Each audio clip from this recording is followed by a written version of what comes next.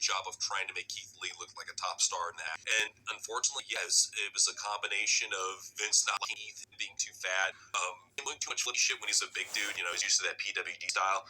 A lot of that soured on Vince. So he's like, you know what? Send him over down to developmental and then cut him right after. And then after that, he lost a lot of confidence and self-esteem, and he went down this path that I don't want to see him go down. It really sucks seeing Keith Lee devalue like he did, man. It does, man. It does. But there's always redemption. There is. He can be redeemed, but I don't think you can make him a badass. I really don't. I think what you got to do, you got to go all into the Fraser Crane gimmick. Go into it, man. Lean into that.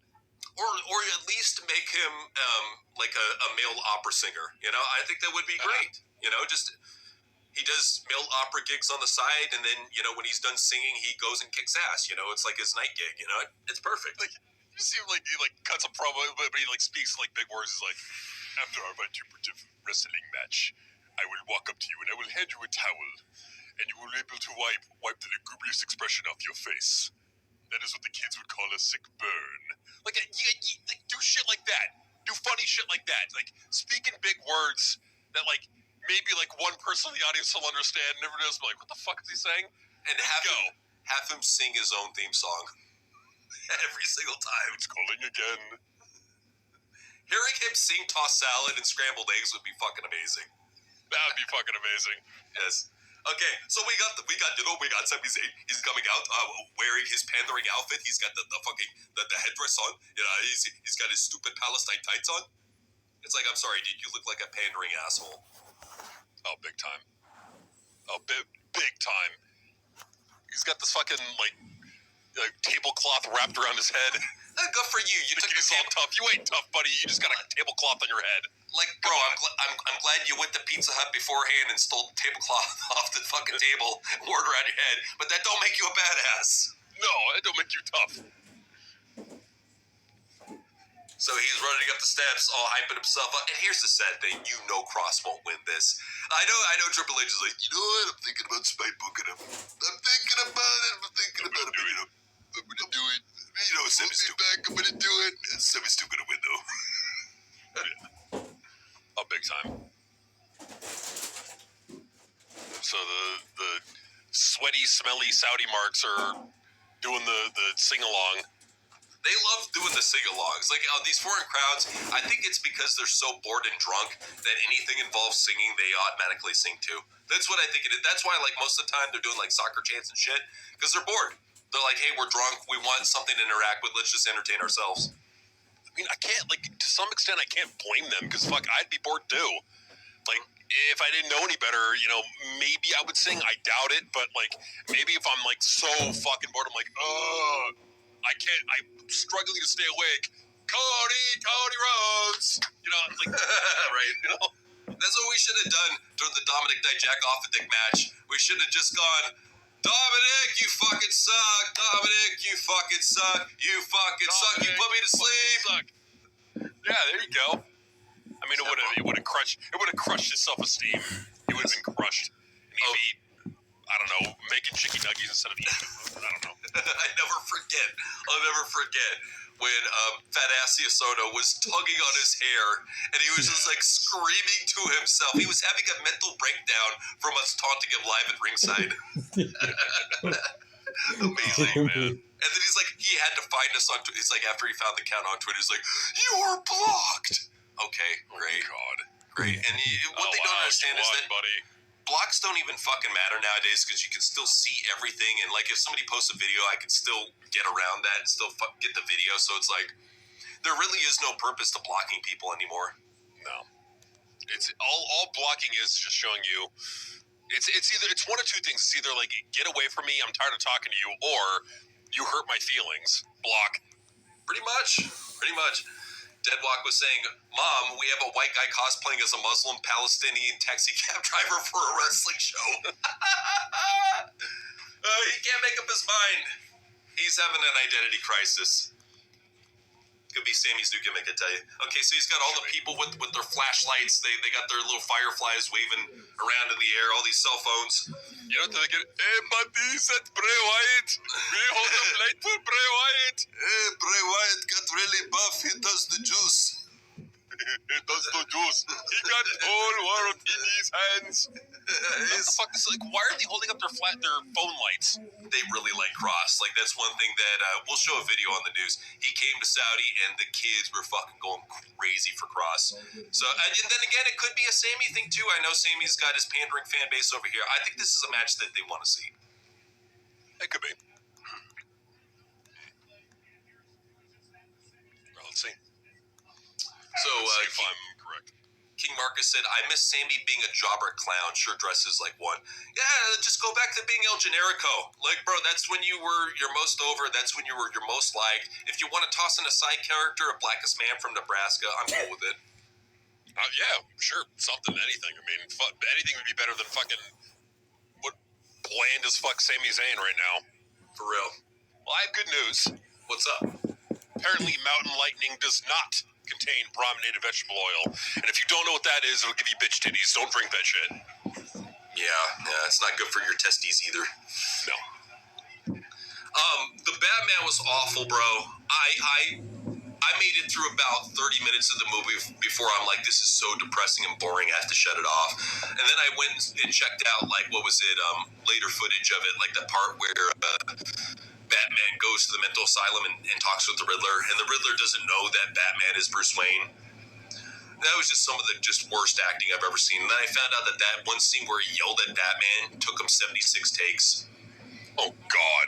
I'm just like, dude, it was so awful. It was so bad. Like, I don't ever think I'll go back and rewatch it. I just don't care to. You ever see the after credits of that movie of, like, Batman goes to talk to the Joker, and, like, the Joker they pick is, like, some fucking tweaker meth head looking dude with, like, half his head burned.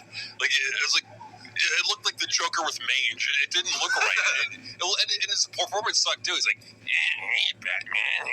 It sounded like CM Punk high on helium. So if like CM Punk and Seth Rollins had a baby, okay? Yeah, that's what he sounded like. He looked like Darby Allin, and he sounded like a helium addict CM Punk. Cool. All right. Cool. Neo said, fun question. How would you book Stone Cold Steve Austin versus Killer Kross in their prime feud if both of you were the bookers? No disrespect towards Kross, but he's not at Austin's level in his prime. Kross would be a serviceable mid-carder, or maybe even a gatekeeper in due time, but Stone Cold Steve Austin is a once-in-a-lifetime megastar. So I'm sorry. It would be basically a 10-minute match for Stone Cold where he gets in some good offense, but Stone Cold lays him out with a stunner, and then you would never see anything like that ever again. So you'd probably see him he'd probably go up to Scarlett. Scarlett probably try to get involved, be like, damn, I really wish you hadn't done that. I don't want to stunner a lady. And then he's like, damn it, I got no choice in stunners her. You can do shit like that. Yeah, sad to say, man. It is right all there.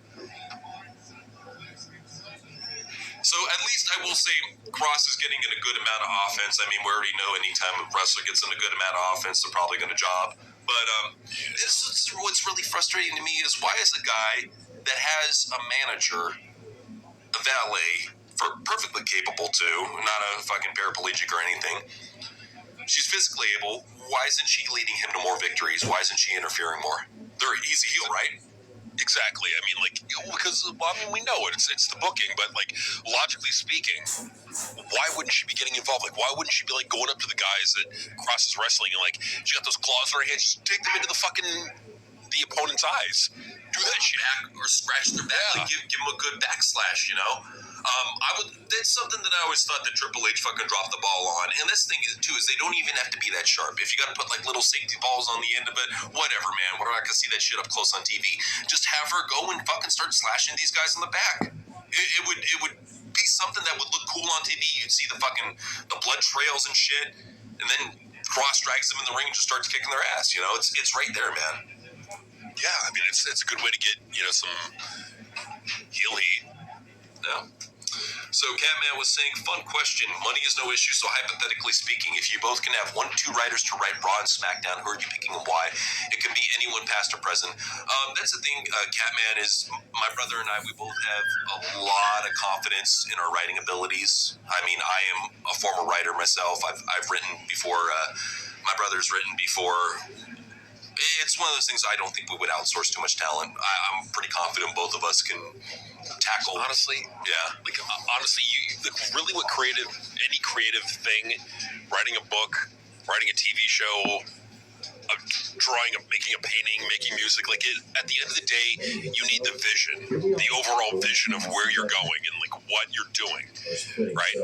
And so for me, I just think that with AI tools at our disposal, it's like you can take 2 people and you can add to their productivity. Tools that now exist. So me personally, I don't think I would use AI for writing. That's something that I'm very staunch against. When it comes for anything graphic related, I'm totally cool with it. I'm totally. What do you think about like what's up? No. What do you think about like testing ideas like AI? What do you think about this idea? And then it'll like go with like all the different, you know. I would rather go to a community of people that I can go to that I know are going to be honest with me. That they'll say, "Hey, that's a good idea," or "Hey, that's a shit idea. Let's redo it." I think with AI, I don't think it's there yet. I think within a couple years, maybe it might be there where it can give you honest, good, critical advice. But the only problem with something like Grok, for example, is it's too trained on Twitter's algorithm, which is slightly retarded. So that's the thing. Give it a couple years, it will get to that point. But I don't know. I think I'm too confident in our ability to deliver a solid show, especially working together. I mean, I already know how to write a skeleton of the show. If I have somebody helping me get the meat done, no problem. Yeah.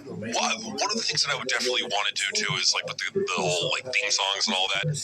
Honestly, just outsource to AI programs. Just AI generate that shit, you know.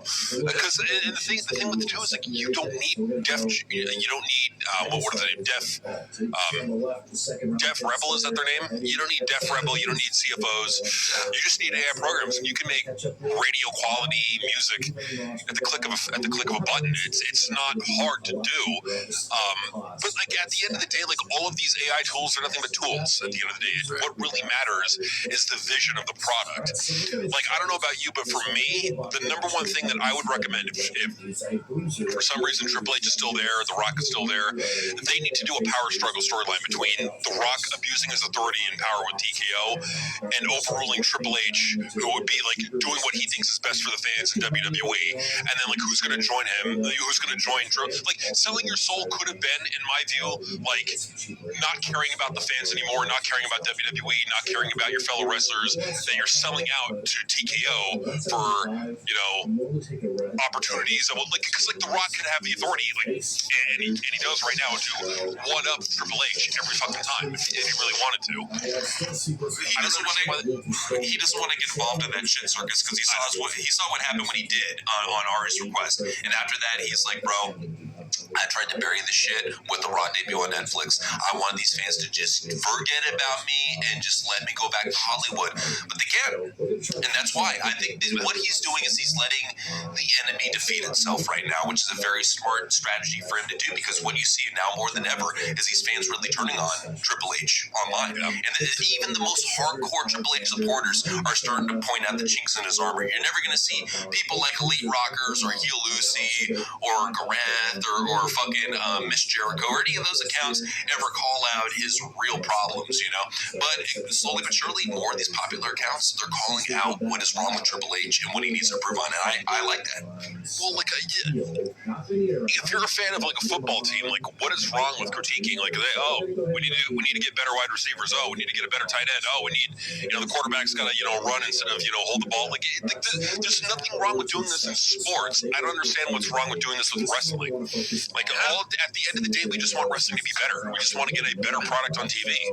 We care. We really care, man. That's the thing, too, is people call us fucking a bunch of haters. Why do you still watch wrestling? You fucking hate it. Because we care. We really care. And that's the thing, is you see, even in WWE, we say it's boring all the time, but there's a lot of promise, man. There's a lot of promise that just goes to waste because of who is booking the show. And until these fans wake up as a unity and see what's going on, we're going to have this issue. It sucks. Catman was saying, what about you two with Russo and Ferrara booking with Noseman crying? That's the thing, dude. It's like we'll work with each other. We have a vision of what to do, of where to go, and we have that chemistry. I'm sorry, with Russo and Ferrara, I doubt they have any chemistry anymore. And I have nothing but respect for Russo and nothing but respect for Ferrara. But I feel like we're at our best. New blood. Yeah, when we got new blood and when we're working with each other, I think honestly, I'm very, very confident, especially in how short these shows are. These are only 2-hour shows. Piece of cake, dude. You don't know how confident we are. Piece of cake. The one thing that we would do differently, first off, it would be you need to have one storyline building momentum throughout the show to hook the audience throughout the night, rather than having this like disjointed, segmented show where it's like you have like segment 1 does not necessarily connect to segment 2, or even if you have a beginning, middle, and end storyline, you have like an hour space in between each one. Like that doesn't work in storytelling. Right, and that's what you really have to have, is you have to have a couple storylines. You have to have your main storyline. It's kind of like a video game, almost like an RPG. You have your main storyline, and then you got your side quests. And at the very end, you go along these little side quests, and you see what's going on, but at the end, you come for the main journey and to see how the story's going to go. That's what it's all about. So I think as long as a show is booked to really further the capacity of all of your roster, like that's the one thing we always give Vince Russo credit for, especially like back in 1998, 1999. He was doing such a good job of really using every single person on the roster. Every single person was a lot of purpose. There very rarely were you sitting back and catering. You had a role on a 2-hour show. Vince found a role for you, whether it was in a quick backstage segment, 3-minute squash match, it doesn't fucking matter. You got a shot. You got to be on TV. You got to show your shit. Well, the thing about it is like the TKO versus WWE angle or feud that they could do would technically give everybody a storyline. Where do they stand? Where does Gargano stand? Where does, like Gargano, his best friend, the guy who took a chance on him, is he going to stab him in the back to get more money? Or is he going to, remain true? Like, there's so much that you could do with that. They just refuse to fucking do it. Yeah. Well, it's really frustrating. We always talk about the whole talent relations person that could really clamp down on these WWE accounts. Whatever happened to Daniel Bryan? Remember how Daniel Bryan was doing that shit for AEW, like coming down on people who would tweet stupid shit? How come Ricochet is able to get it? Like, is Daniel Bryan not doing that shit anymore? Do they not have a disciplinary committee for AEW anymore? Yeah, they just, I think they've kind of saving up on that. They're like, yeah, fuck it. Yeah, Sami won, of course. Of course, Sami won. No big surprise there. It's so sad, dude. I mean, granted, this is Kross going out. Yeah. Yeah, for all the people saying that, he's a jobber, I'm like, you didn't see what this guy's capable of. There's a reason why Vince Russo is giving this guy props. There's a reason why there's so many other veterans in the industry giving this guy props, because they know talent when they see it. They've worked with it for years. They know talent when they see it. Trust me. Absolutely. Well, and that's the thing too, is like you have not. I'm just real quick. We have not seen what Kross is capable of on the mic, acting wise. There's so much there. But the thing is, he had to go and do some little fucking offshoot post event promo to even get this type of attention that he's getting right now, because they wouldn't give him a live mic. They wouldn't let him do shit. This guy is showing on his own YouTube channel, on his own Twitter, what he can do. His production is fantastic. This guy has only gotten better with video making, with his documentaries. He's just put out a book. I mean, the guy he's getting his shit going. I'm so proud of him. Oh, absolutely. No, me too. Absolutely, I'm proud of him. And, like, this is, even if you don't see the big deal with with Kross, which is, I can understand why, because you're going off of what you see in WWE. Until you've seen his work outside WWE, you will not understand. You just really won't. For Scarlett, too. Yeah. But with Scarlett, look at her. How the fuck could you not come up with anything good for her to do? She's $1 billion, bro. How could they not use this woman correctly? And that's another thing, too, is people don't know how good Scarlett is. We saw her as a smoke show in Impact Wrestling, and she was fantastic. Nobody was a better mic worker than her. She could keep up with the in-ring work rate with anybody else. Great character worker, great with storylines and everything that she was put in. Can actually sing as well. Does commentary, does ring announcing. Literally, you could have her, if you had one person to hire to do all of that shit, you could hire Scarlett. She would get it all done. Oh, yeah. No, she absolutely would. And, yeah. Great. They have Abyss in the game now. Great. Oh, shit. Why? Now they're doing the Padres video package. Oh, why would they bring in Abyss? Like, what's the point? He hasn't been culturally relevant since, 2005? Like, what is this? When has Abyss ever wrestled on WWE? Never. If you've never seen TNA, you would be asking, who the fuck is this fat guy in this janitor costume? Like, that's what you'd be asking. Like, who's this poor man's Kane? Like, at the very least, have underneath Abyss TNA wrestler or TNA legend. Something, man. Something. And why are they having NBA guys in the DLC pack for 2K25? How does that make any fucking sense? None of these guys have even shown up on TV. Why are you putting them in the fucking game? Because God, that's beautiful. Look at that. Oh, I know. It's a great look, man. Yeah. Petco Park is amazing. It'll be a cool looking venue to watch on TV. I'll give it that much. I don't give a shit about going in and paying for Triple H's shit product live. Nah, I don't want to pay to go see that shit, man. Damn it! Like, okay, maybe if and only if Triple H is gone and Brian Gewirtz takes over, maybe then and only then. If they can pull the emergency switch before then, we're going. Oh, for sure.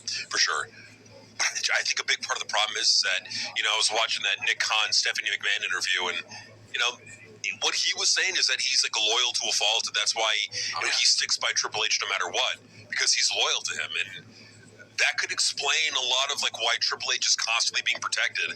Is you got this fucking fat mark in Nick Khan protecting him.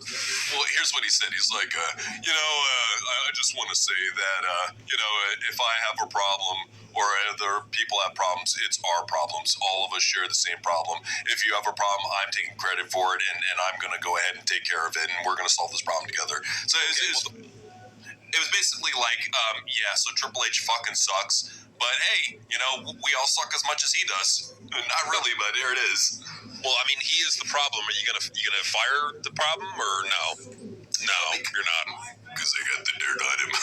They got the dirt on Nick Khan. You can't work in Hollywood without having a few skeletons in your closet. And be a shame, Nick, if some of those skeletons fell out of the closet. I'm just saying. Well, what's going on right here is a balancing act from Nick Khan. He reminds me very much of the type of guy who's trying to be like Switzerland right now. He wants to be super neutral. He doesn't want to be hated by anybody. He already kind of fucked himself over. Vince hates him, whatever. But with Triple H and The Rock, he realizes that he has to work with these people. He's known Rock since he was a child. These guys are long time friends. But with Triple H, I think that what happened with them ousting Vince, they kind of went into a pact with each other, and they're working together closely with each other to try to make the most out of what Triple H has to offer. But I think even Nick Khan realizes, he's not doing too much with the company. It's awful right now. The viewership is turning down everywhere. We're losing fans worldwide. Something's got to be done. Well, and a lot of it too is based off of the momentum that they had for a little bit. I mean, there were multiple things that were boosting up WWE's momentum, like Punk coming back, going to Netflix, that, and the excitement that brought about, and then The Rock being back. There's so many things that were temporarily boosting up the popularity of WWE and the excitement that you look now. Once Cena's gone, what is there going to be exciting? You you can't bring everybody back. Goldberg, I mean, he's having one last run, so who are you going to bring back? I know. They've already blackballed Hulk Hogan, so that's another big name that even just to walk out and say something on the mic, they can't even do that. Brock doesn't want to come back. He doesn't give a shit. Stone Cold won't take the paycheck. He doesn't care. Undertaker might come in for a choke slam and praising some shitty wrestler, but that's about it.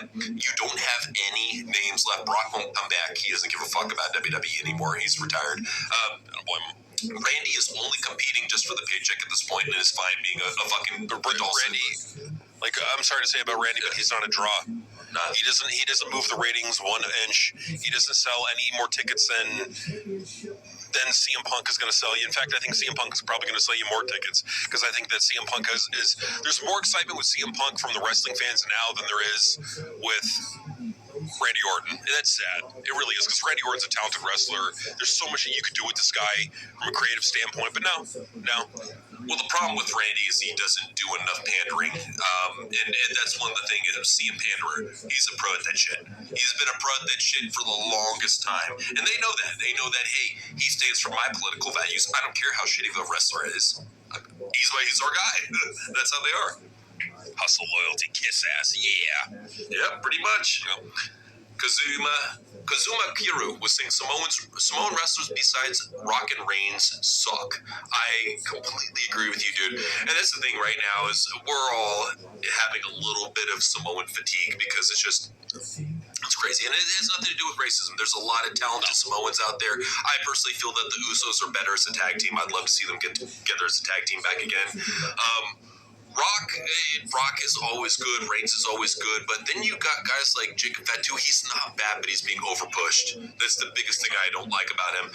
Nobody likes Mateo. Nobody likes Solo Sikoa. Solo has been the most forced black and gold retard ever, and he never catches on. It won't catch on. So this is what we got.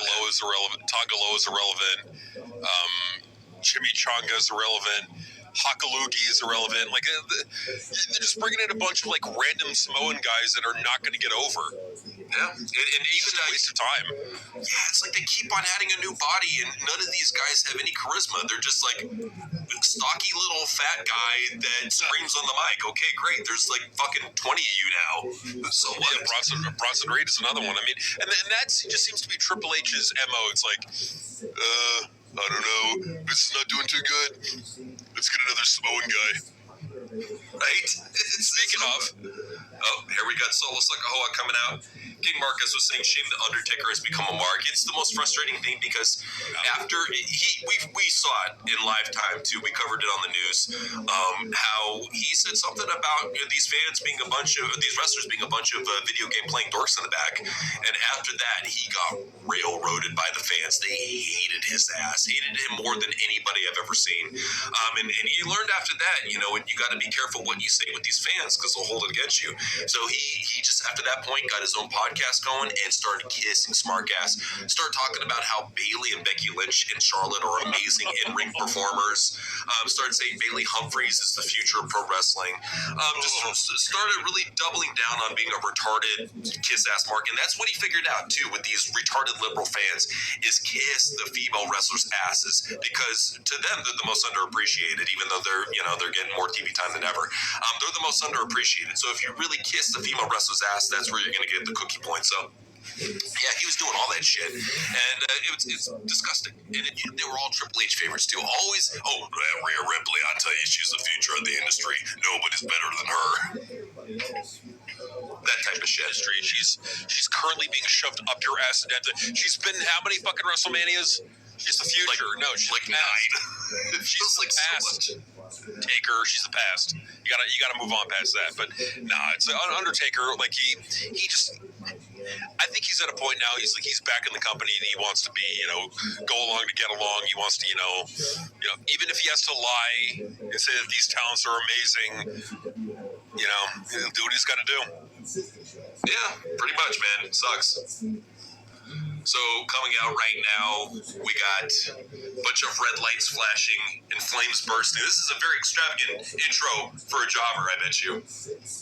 It's for Jacob Fatu. Oh, God. Come on. I know he was a superstar in MLW, but that equates to fucking Intercontinental Champion in WWE and nothing more. Maybe even that. You know, he's just a mid-card champion. He wants to get all the pyro for. Well, you couldn't give Kross any pyro?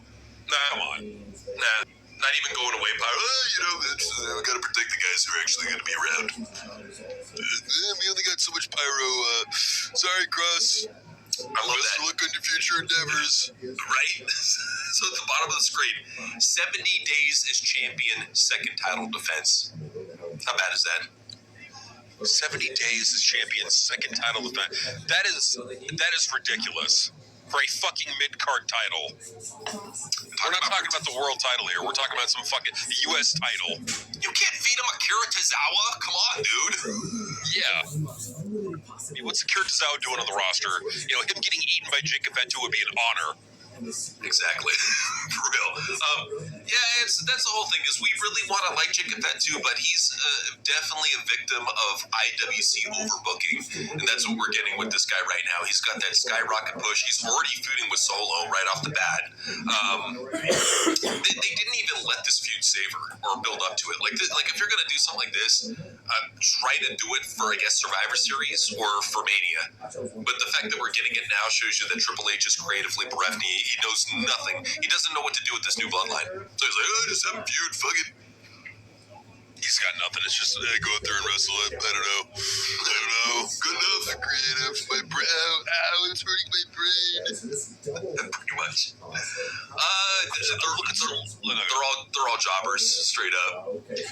Thoughts on these? Crazy Steve, Nick Gage, Kai and Tai, Funaki, and Taka Michinoku, and the Headbangers. Yeah, honestly, that's true. It's true. But Crazy Steve did some good things in Decay, but honestly, right now, it's what happened. Like, why did they just give up on him in TNA?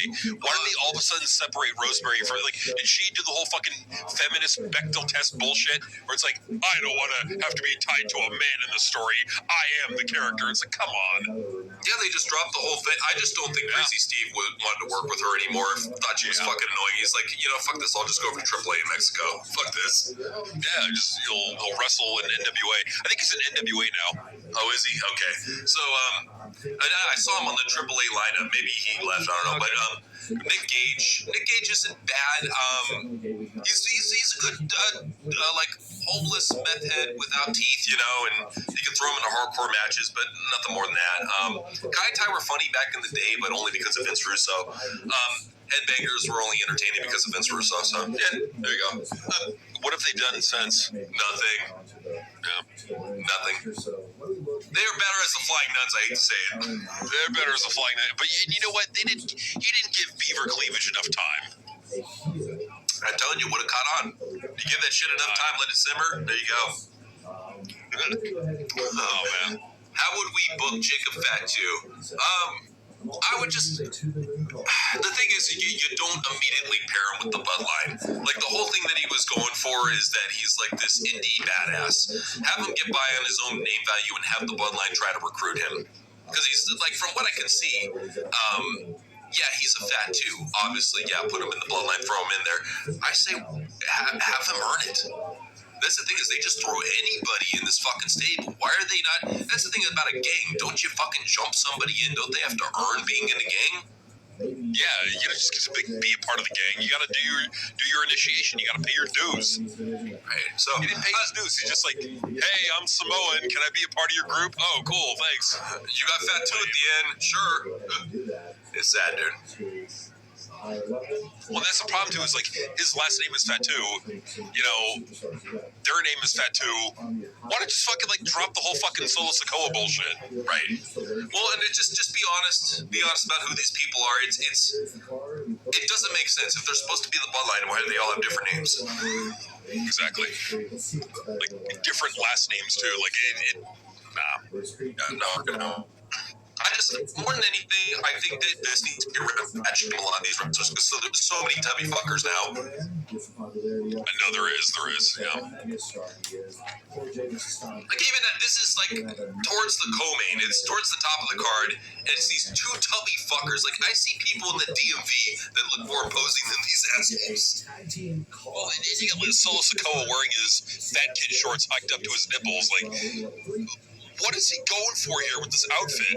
I've never understood. It's like he's like trying to be Samoa Joe, but like a fucking fat old guy version of Samoa Joe. Like I don't. What's he going for? I don't know. He's like, dog, I got the perfect gimmick. I was watching some Samoa Joe matches, and then I saw some Taz matches, and I was like, bro, you know what they need to do? Samoa Taz. That's what I'm gonna be, dog. I'm gonna be Samoa Taz. Yeah, you want to have like 1/10 of the intensity that either of them have. What? You gotta love how he came out even with the fucking ripped up Taz black towel on his head. Like he wants so badly to be Samoa Taz. You're not, bro. Sorry. No, you'll be lucky to be barely more Samoan Samoa Joe. Pretty much. He's wearing like those shorts that like King Hippo wore in Mike Tyson's Punch Out. He's wearing his King Hippo shorts. If I were punching him in the corner, I'll go bam, bam, bam, and then punch him right in the stomach. You know, when Vince comes back, not if, when. Yes. He's going to look at Solo Sikoa, he's going to look at Jacob Fatuza, you know what we need to do? We need to put them in grass skirts, put a bone through their nose, and give them a spear, and they'll go booga, booga, booga. Head Shrinkers 2.0. Yeah. The kids will love it. It'll be stupendous. Yeah. How would you book a feud between a prime 2006 heel Edge and Lita versus prime babyface 1994 Bret Hart? Oh, that's a good one, man. I would say more than anything, I would have Edge go for this role where he's completely abandoned Canada and he thinks Canada fucking sucks and he's embraced America. He's with this American horror that he stole. He's embraced the American rocker lifestyle, and he just talk shit about Canada and how much they fucking suck, and that pisses off Bret Hart. Bret's all pro Canada. And like make it a part of the thing where it's like, and like why did I leave Canada, you know, and go into like a whole like diatribe on Canada and like, you know, why he thinks it sucks now. Like he could do that, and then like Bret comes out to then like be the guy who's like, you know what, you're not gonna run down my country. You may be from it, but you completely left it behind. You know, like do shit like that. And that would be great too, because especially somebody who we obviously know is a Canadian athlete and should be proud of himself, especially since there's not too many top-level Canadian athletes in the company. Instead, he's like, you know what, fuck Canada. That's what we need is somebody like that. We never really had a fuck Canada character. And especially around the time when South Park was doing Blame Canada, Edge would have fucking rolled with that shit. Oh, yeah. When did that movie come out? Like, what, 2001, 2002? Maybe. But even then, South Park were ragging on Canada for the longest time because of Ike. As you see go down, you get special guest referee new to the game this year. Some good stuff. But let's put that. Yeah, it still would have been like somewhat like relevant culturally. Like they like if you would have done it in 2006, they would have gotten it. Yeah, for sure. So yeah, I don't know. I think that missed opportunity right there, man. Big time. So JT was wondering, what did I miss? You're happy that Julia became the new U.S. champion. I know it's not everyone's pick, but it's my opinion. It's better than Zelina Vega. Say that much. It's an improvement. Yeah, so it is what it is. You didn't miss much. You missed all of Triple H's favorites winning in every single predictable shit match. It's sad. Yeah. Dude, the opening match between Cody and Randy Orton was more hardcore than the street fight between Rhea and Raquel. How bad is that, dude? It really was. Like, you had like Randy Orton like getting in like all this offense, Cody kicking out of everything. The match, towards the end of the match, Randy Orton gets a fucking like flying RKO out of nowhere on Cody Rhodes. Cody kicks out at 2, and then about a minute later rolls up Randy for the pin. Like so bad. Yeah. It was so bad. So King Marcus was. I'm sorry. King Marcus was saying sorry, but I can't take Solo's hairstyle seriously. It looks like a pint of Guinness head. It does. It does, man. You know, I never looked at it like a pint of Guinness. It does. Perfect. He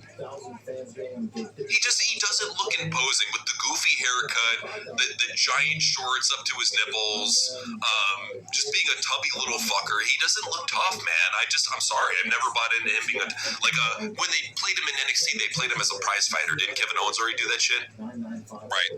Well, is that gonna be his gimmick? He's the Samoan rip off of other wrestlers on the roster. I guess so. It's like he's ripping off KO's gimmick of being the prize fighter, ripping off Samoa Joe, ripping off Taz. What is original? What stands out about Solo Sikoa? Really, let's be real. Other than his annoying, sparkly, red, glossy red shorts, nothing. Like, there's nothing that stands out about this guy. What is his character? Other than his so leader of the bloodline. Well, like nothing else reflects that.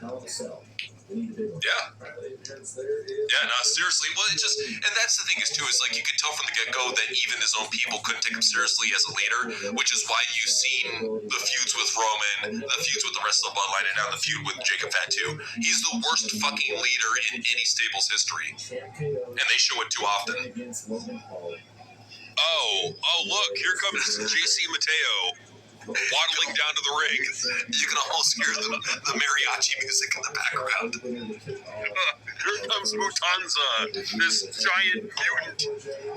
Who is... Oh, we have a random Samoan in the ring. I think this is Tongaloa. Yeah, it's Tongaloa. Right.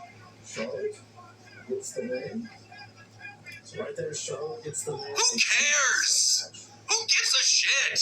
Oh, there were reports going around. If you hear the crowd going nuts for this, oh my god! Here's a little report on SmackDown. They were piping in crowd noise. I know. I figured they were. This is what Noseman fucking does. That's why Cody Rhodes is actually getting pops because what was it on Raw? Remember the fans were booing. Yeah, they were booing. They're piping in this shit. They didn't stop it, Vince. No. This ref is fucking awful, dude. He has no idea what he's doing. Just some fat, sweaty guy that's just standing in the corner. We get it's really hot, bro. Drink a coconut water. Do something. Do I pin them? I mean, do I count the pin? Good guy. You know what? I need more knockoff Mountain Dew. Yes. Okay, so he's going flying out to the outside with a twisting dumpster drop onto Tongaloa. Nobody's coming to the aid of Jacob Fatu. What is this? I thought he had friends backstage. I know, right? It's like you had Mutanza waddle his fucking short little fat ass to the ring. And like nobody else. Like who's coming to his aid? I'm thinking honestly, I'm thinking that what should have happened when CM Punk came out and his hands said drug free. I think instead it should have said meth fiend. Meth fiend. Yeah, go for that. How would or it could say drugs, please. Drugs, please. I like that. That's a good one. How would you book Edge with Lita versus Macho Man versus Miss Elizabeth in their prime? That'd be a fun one. You know what? I would have Edge being a dirty fucker and trying to grow up on Miss Elizabeth, even though like Lita's there. You know, just because he's the type of guy where he knows that Lita's not going to break up with him, so he just like does dirtbag shit in front of her. So yeah, he like squeezes like fucking Miss Elizabeth's ass as she's walking by, and Macho just is like, "You got a fucking problem. You got a," just like right up in Edge's face, and Edge is just smiling about it, and that could lead to a match. There you go. Yeah, I mean, because like Macho Man is very protective of Miss Elizabeth, so yeah, that could work. Oh, Hakalugi is getting interfered in the match, or he's getting interfered. He's interfering in the match. Dude, this is such a random Samoan jobber match. Dude, TNA put in more fucking star power in a Samoan match than these fuckers. What? You know who Hakalugi looks like? Who's that? He looks like a stretched out fat Kirk Hammett. I was thinking that. Yeah, I can see. I was thinking that either that or Samoan Big Cass. He looks like the love child of Kirk Hammett and Big Cass. Yes. So Kirk Hammett knocked up Big Cass when he was groping them luscious titties, and Hakalugi was born, and he magically became 38 years old. Good lord. They gave Solo the title. This is the worst book shit. Fuck, dude. This deserves a Triple H as a bad booker. More than anything, we won't be able to bring it to you on Sunday, but Thursday we'll get you Triple H as a bad booker on this because we promise we have to rip this up. This is like the most predictable, awful shit show with no surprises, nothing big happening. I feel bad for the Saudi crowd, honestly. I feel real bad for them. So yeah, they got fucked. They got really fucked. yeah, I mean, well, but like even with Kross, like they don't have anything good on this show. And I'm like Kross got a good going out match, but that's about it, man. Yeah, it's a shame. It really is that the highlight of the night so far. What would the highlight of this episode be, or this show be? Kross being in the ring. That's like Kross being in the ring. That's what I got. So it's bad, dude. This has been a really bad show. Like who cares about this? Like who cares about Solo winning the U.S. Championship in Saudi? It makes no sense. I mean, look at the people. Like even the people in the front row are got their heads turned, looking at their phones. They live in Saudi Arabia. They got nothing. They got nothing else going out there but like camels, sand, and bombs going off. Like what else? What the fuck else is there in Saudi Arabia? When even they're bored, Solo, you suck. Yeah, they'd rather eat their own shit at this point. Yeah. You could literally go out there and fart in the ring and they'd be more entertained. For real. Favorite Iron Maiden album? I'm going to go with Power Slave. What do you got? I don't want to say it as a Christian. You know what I'm going for. I know what you mean. Yeah, I know which. Yeah. The third album. I know. I have to be honest. Yeah. It's a very, very good album. It is. And that's, I hate to say it too, for Slayer, one of my favorites is, I don't want to say the name of the album, but it's that album, with the cross on it. And by a sworn to be the least. Yeah, it's, damn it. Talented, but man, the message they spread is fucking terrible. Let's put it that way. Yeah, that's true. But like, isn't that how it goes?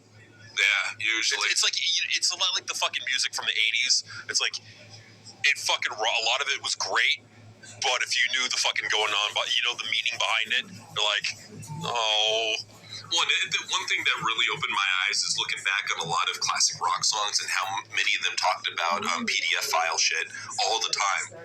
All the time. Dude, what was it? There was like a Rod Stewart song where he talks about like a young girl coming over. Oh yeah, then the one with Bruce Springsteen where he's like, hey little girl, it's your daddy home. We don't want to know what we do all alone. Just shit like, and you don't look at it. You don't listen to it originally, but then you look back and you're like, whoa. And then that one Reba McEntire song where the mom talks about taking her kid into hooking and get her into hooking. Just all sorts of really fucked up shit back in the day that just very questionable, Wasn't it that Maggie May song from Rod Stewart? It's still Maggie May. He's like, tonight's the night. And then he talks about everything's gonna be all right. And talks about unplugging the phone and shit, so. Oh, yeah. So they got Tiffany in the crowd. Okay, the crowd's reacting. So you got a star there. There's a star. Hey, well, Bubba, we were ranting a lot at the beginning of the show. I mean, granted, they've given us not much to work with here, but we definitely got more for you guys, so stay tuned. Yeah, Peace of Mind is another good one. I enjoyed that one. Yeah. It's a good one, but like for me, it's the one with the number. Yeah. I know. Did Crying Cupcake Cody get booed? Yes, he did, and they covered it up with cheers. Also, is CM Punk going to get booed in his match with the Invisible Man? I think he is, just because when he did those appearances in Saudi, he was getting boos. So I think he can look forward to that. Yeah. Well, I mean, I don't know if you've seen the videos of like them showing the video. Like literally, they played the video of CM Punk apologizing to Saudi Arabia, and the kid is like, "I'm so sorry, Saudi. It's a great country." Oh yeah, I mean, and just in case you don't know what we're talking about, right here. So this is CM Punk just ignoring the kid, like fuck you, kid. I'm not going to give you any props or anything like that. Like this poor kid, just sticking the phone out, like, hey, come on, real quick selfie, shoves him aside. Like, just this. How could you do this to a child? Shoves him away, nothing. The poor kid was just chanting Allahu Akbar, and CM Punk's like, get away from me. My favorite is Metalhead was saying earlier. He was like, well, one of the fans online was saying, what if he had a weapon on him? What? Like, this kid is strapped with bombs? What the fuck, man? Right. Like the kid had a weapon on him. Oh, yeah. Ridiculous. Well, that phone actually was a bomb. You couldn't really tell, but you could tell up close. Like, come on. Yeah, the kid's a threat to him. All right. Let's see where we left off on. Favorite drummer? Right off the top of my head, he's not my favorite, but I really appreciate what he does, is Joey Jordison, Rip. Yeah, he did some really good. Danny Carey is pretty good from Tool. Nick Menza from Megadeth, back in their glory days. Come on, brain. Phil Collins was not terrible. It was all right. And Genesis. Fuck. My brain's farting on this right now. I need more caffeine. What? You don't like Lars Ulrich? Nah, he fucking sucks. Yeah, it's fucking like. I don't know if anybody ever heard Saint Anger. It literally sounded like he was banging on tomato cans. It was bad. I mean, you know who's not bad? Raymond Herrera from Fear Factory. I really liked his shit when he was in Fear Factory. Agreed. King Marcus was saying Led Zeppelin is another example, Black Sabbath too. Oh yeah, there's a lot of bands that talk about some very dirty shit in their songs, and it was just out there, man. It was very out there. And even in like TV shows, anytime a kid got with a teacher, you know, a 14-year-old with a full-grown woman, they were like, woo! You know, even like. Well, and then even the opposite too. Like, you know, got it bad, I'm off a teacher. Mm-hmm. Yeah, no, they were definitely promoting it a lot back then, and it was just very under the radar, you know. Like, what was it? The guy who sang "Great Balls of Fire," didn't he hook up with like a 14-year-old girl? I think he did. Yeah. No, just very, very crazy shit. And even like Elvis was hooking up with young chicks, you know. So, yeah, a lot of your favorite artists were, you know, into some weird shit. Let's put it that way. Joey was saying that kid had an AEW shirt on. Oh. Did he? I don't know for sure. I didn't notice it. Can you play the video again? I didn't notice that. Let's check it out. We gotta it never registered with me. We gotta verify. I'm just gonna take this down real quick, Joey, so we can verify this. Verification. So I think I see an AEW logo right on the arm there. Let me go to the still shot. Oh. It could be. I mean, I can't verify from the grainy, shitty 240p footage, but I'll take your word for it. Let me put it that way. Yeah. Oh, absolutely. Yeah. I mean, because that could also explain too why Punk got a little pissed off. Yeah, but still, dude, it's a kid, it's a child, bro. He doesn't know any fucking better. Who cares? Like, why be a 47-year-old man and do that to a child? You know? Because Punk is a fucking asshole. Yeah. We got Asuka, Asuka ring, shaking her orange bottle of Faygo at the crowd. Whoop whoop, whoop whoop.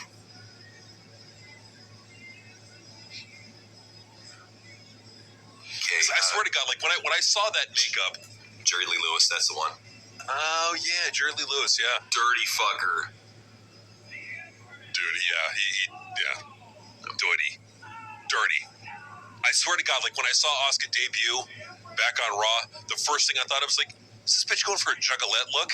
Because she had clown makeup on, like done, but like the eye was done like Violent J, or no, like Shaggy does his. Mm-hmm.